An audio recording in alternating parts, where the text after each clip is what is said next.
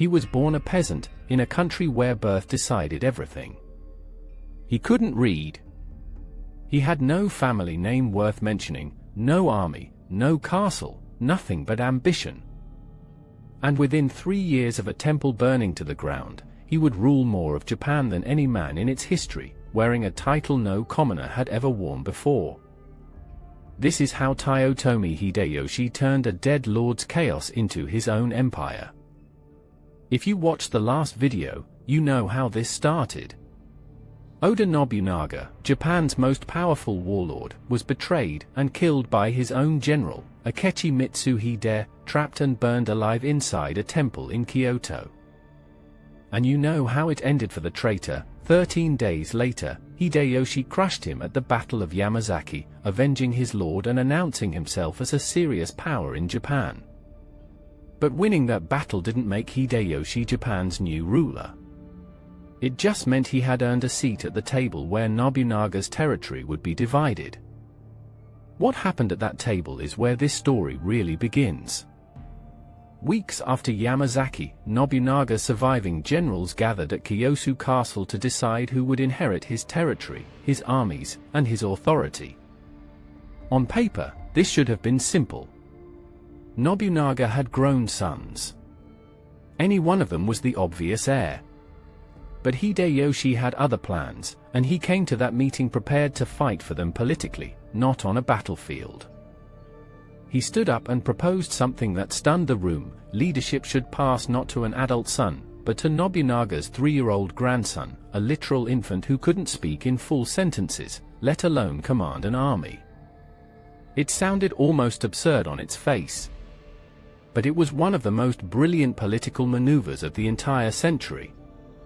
An infant heir couldn't rule. Someone would have to rule in his name, as regent, as protector, as the real power behind a symbolic child.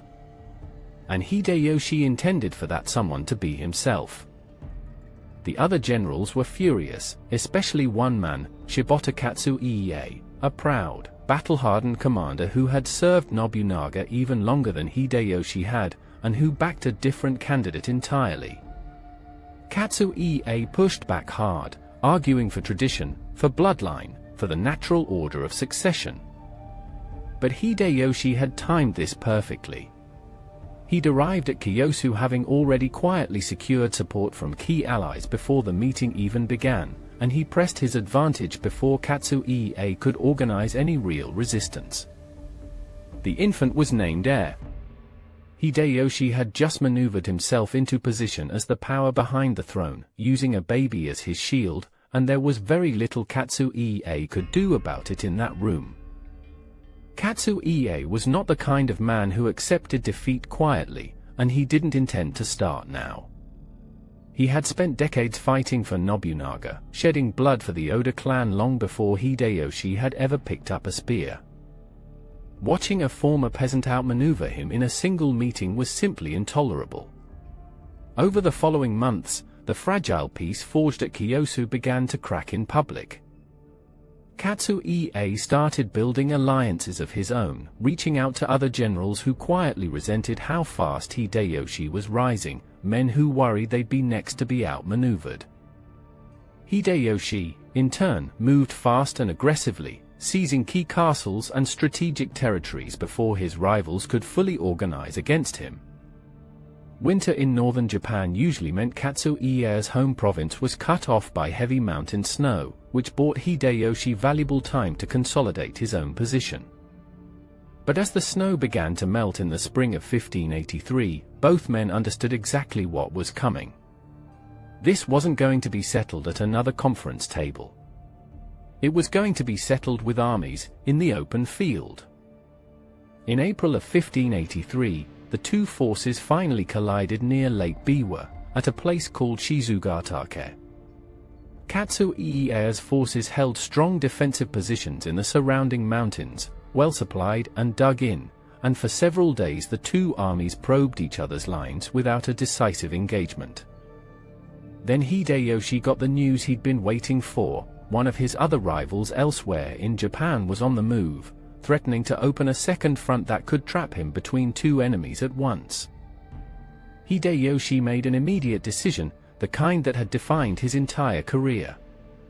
He would strike Katsu Ieya's forces before that second threat could fully materialize, even if it meant a brutally fast forced march through the night.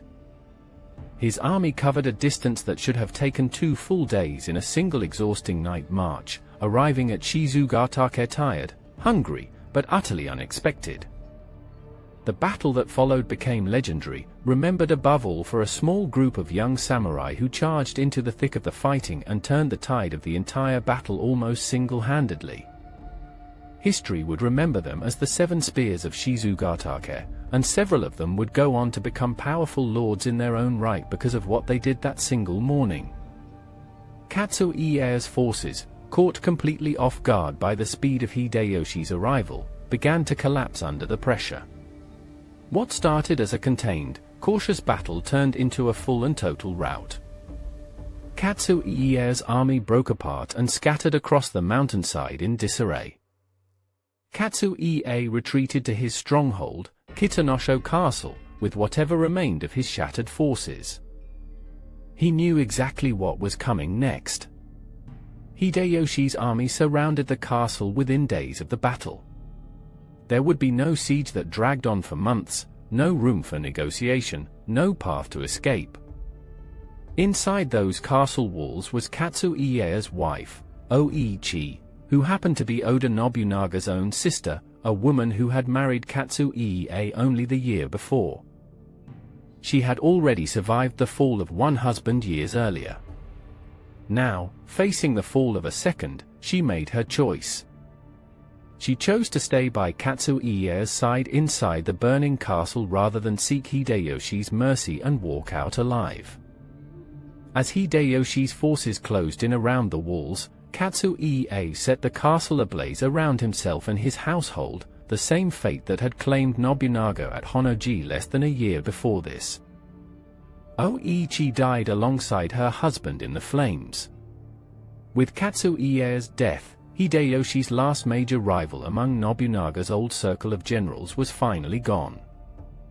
If you're finding these stories of Japan's bloodiest century as fascinating as I do, go ahead and hit subscribe now. There's a lot more of this saga still to come, including Hideyoshi's most dangerous rival of all, a patient, careful man named Tokugawa Ieyasu. With Katsu Ieye dead and his allies scattered, no one remained who could seriously challenge Hideyoshi's authority among what used to be Nobunaga's inner circle. He moved quickly and deliberately to cement everything he had won. He began construction on Osaka Castle, a fortress designed from the start to be the most formidable in all of Japan.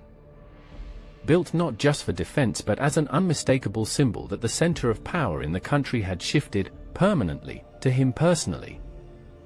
Within 2 years of Nobunaga's death, Hideyoshi achieved something no warrior in Japanese history had ever managed before him. He was appointed Kampuku, Imperial Regent, a position that had traditionally been reserved exclusively for a handful of old aristocratic families descended from the Fujiwara clan. Hideyoshi, of course, had no such bloodline to speak of. To make the appointment even legally possible, he had to be formally, almost fictitiously, adopted into one of those aristocratic families. It didn't matter. A man who once couldn't read, who had started life with absolutely nothing, now held the second highest title in the entire imperial court of Japan. Answerable to no one on earth except the emperor himself. From a peasant son to imperial regent, in barely 3 years. It's one of the most remarkable rises to power in the history of feudal Japan, and by any measure, Hideyoshi had won. But holding power and actually keeping it are two very different problems, and Hideyoshi's biggest test was still waiting for him, out there, patiently. A cautious, careful rival who had once been Nobunaga's ally, who had watched everything that just happened from a safe distance, and who was now watching Hideyoshi's rise very, very closely indeed. That's the next chapter of this story. Subscribe so you don't miss it, and I'll see you there.